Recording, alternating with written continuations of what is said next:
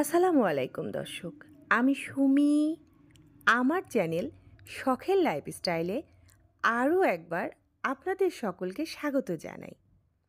কাছে এবং দূরে, দেশ এবং দেশের বাইরে যে যেখান থেকে আমার এই ছোট্ট ব্লগ ভিডিওটি দেখছেন, আশা করছি আল্লাহর অশেষ রহমতে ভালো আছেন, সুস্থ আছেন।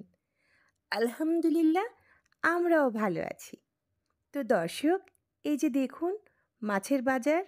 জি, আজকে আমি সারা মাসের মাছ কিনেছি। আর আমি কিভাবে সারা মাসের মাছ একদিন কিনে স্বাদ ও গন্ধ বজায় রেখে খেয়ে থাকি বা সংরক্ষণ করে থাকি, তাই আপনাদের সাথে আজ শেয়ার করব। মাছ টাটকা ও সুস্বাদু রাখার সহজ পদ্ধতি, সেটাই আজকে দেখিয়ে দিব। এই যে দেখুন, আপনাদের ভাইয়া আজকে একটি বড় কাতল মাছ, একটি রুই মাছ, একটি তেলাপিয়া মাছ, কিছু চিংড়ি মাছ আর নিয়ে এসেছে টাকি মাছ। এই মাছগুলোই আজকে আমি ফ্রোজেন করব আর আপনাদের সাথে একটু শেয়ার করব। আর আমার এই পদ্ধতিটা যদি একবার আপনারা ট্রাই করেন, নিশ্চয়ই উপকৃত হবেন। তো এখন দেখতে পাচ্ছেন আমি সবগুলো মাছ বক্সে বক্সে একদম ভাগ করে নিয়েছি।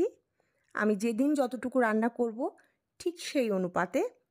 আর এখন এই বক্সের মধ্যে আমি দিব আমার সেই পদ্ধতিটা, যেটা আপনাদেরকে দেখাতে চেয়েছি যে আমি কিভাবে রাখি, সেই পদ্ধতিটা দেখিয়ে দিচ্ছি। যে দেখতে পাচ্ছেন মাছগুলো, এর মধ্যে এখন আমি দিয়ে দিব পানি। জি, পানি।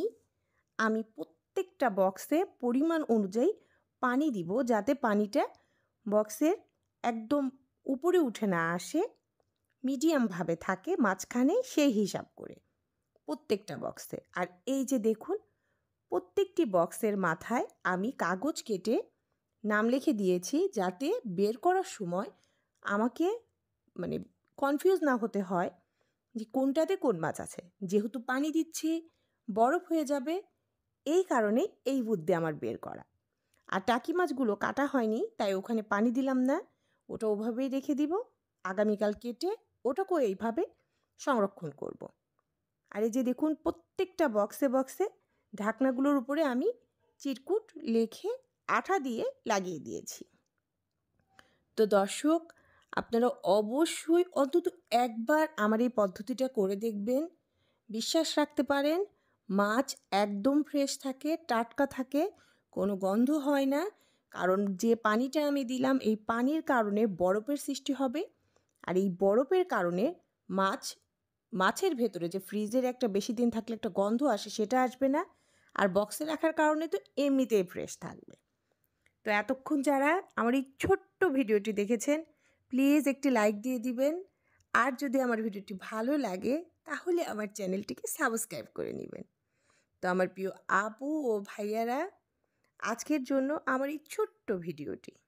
আমি আশা রাখবো আমার আপু ভাইয়ারা আমার পাশে থাকবেন। তাদের ভালোবাসা এবং দোয়া অবশ্যই আমাকে দিবেন। আমি সুমি এখন বিদায় নিয়ে নিচ্ছি। আল্লাহ হাফেজ।